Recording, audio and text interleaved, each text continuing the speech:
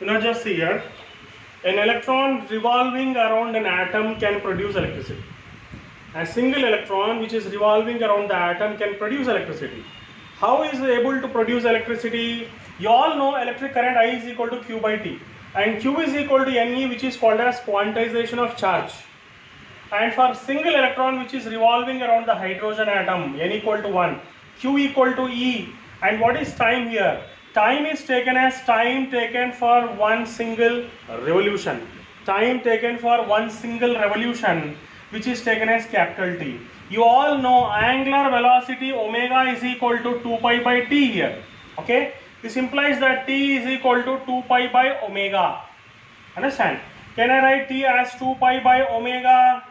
And what is the relation between linear velocity and angular velocity? This is angular velocity, this is linear velocity. You all know that V is equal to R omega. Omega is equal to V by R. So therefore, small t, which is taken as capital T here, can be written as 2 pi V by R. Isn't it? Instead of omega, I am writing V by R. This can be taken as 1, this is taken as 2. Therefore, substituting 2 in 1, you will get this one. And substitute here. So I is equal to Q means you can write it as E, and small t, which is taken as time period, which is taken as 2 pi R into V. So this is the formula to find out the current here. Just substitute the values here, you will be getting now, which is E is nothing but 1.6 into 10 power minus 19, and V is nothing but 2.2 into 10 power 6 divided by 2 into 22 by 7 into R. What is the value of R given? 5 into 10 power minus 11. If you solve this one, you will be getting current in amperes. Okay, try to solve this one. Come on. Now see here, this is a wire. This is a wire having length 4 meters, cross section area 1 mm square. Current I is passing through this. Current I is passing through this. You have to find out what is an average time taken by the current to pass through this wire. How much time the current takes to pass through this wire. How are you going to find out this one? You all know, if you want to find out time, you should know what is the velocity. You know velocity is equal to displacement by time. Then only you can find out time is equal to displacement by velocity. Understand? And you know here displacement is going to be the length of the wire. So therefore T is equal to L, and the velocity here is going to be drift velocity. The velocity here is going to be drift velocity. And yesterday I have discussed about what is the meaning of drift velocity. What is the meaning of drift velocity? I is equal to Q by T, and Q is equal to Ne by T. What is N here? N means number of electrons in this particular volume of a wire. And you know volume of a wire is cross section area into length. And here volume is nothing but area into length. And you all know length is equal to velocity into time here. Length is nothing but displacement, which is equal to velocity into time here. Therefore, NA Vd into T. NA Vd into T here.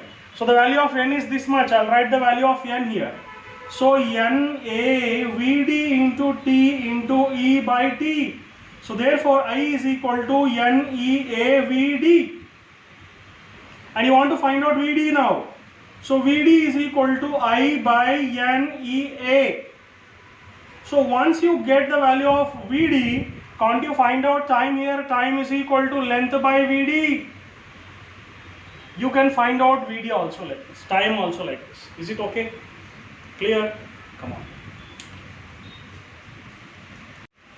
Okay, now see here. Dimensions of a block is given.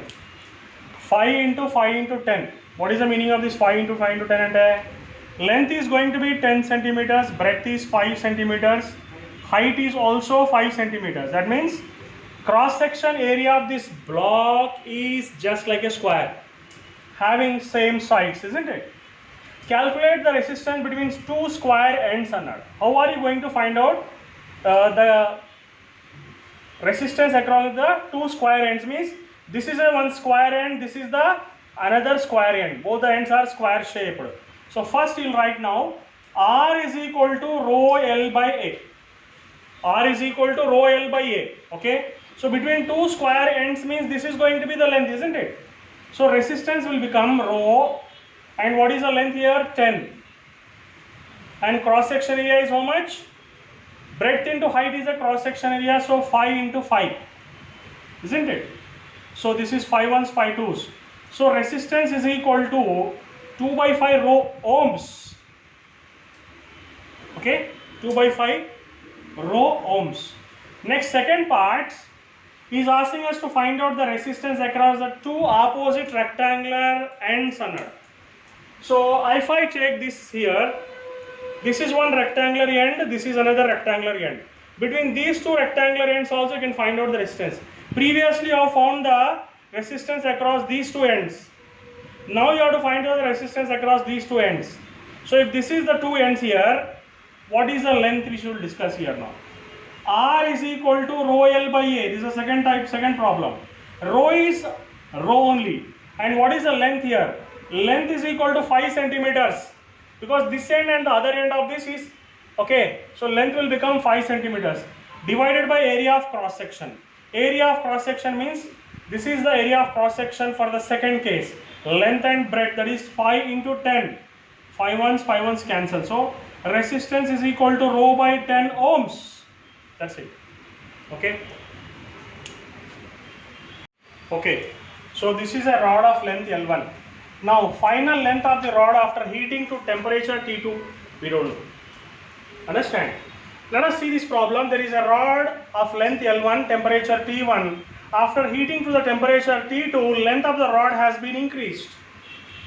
As the length increases, resistance also increases, because resistance is directly proportional to length. Resistance is directly proportional to length. As the length increases, resistance also increases.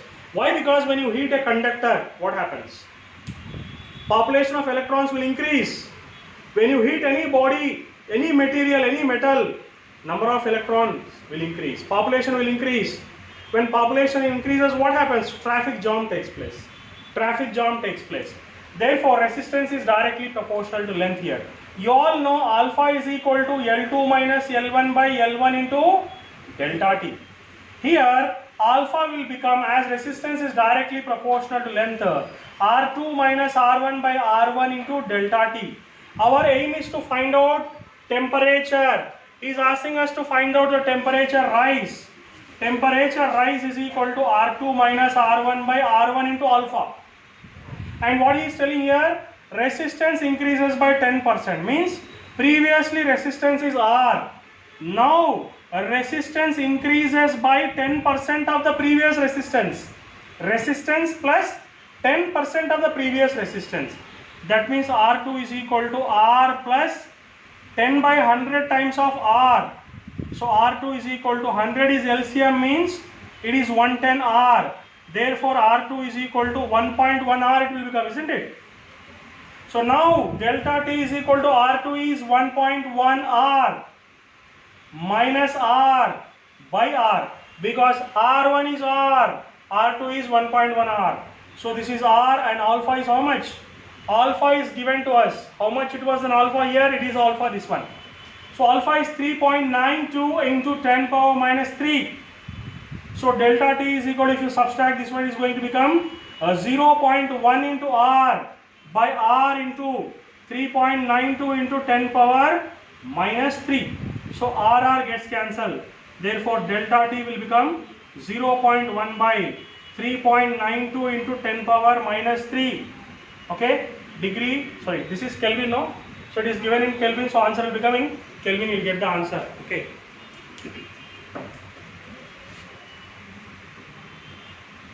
$25.51.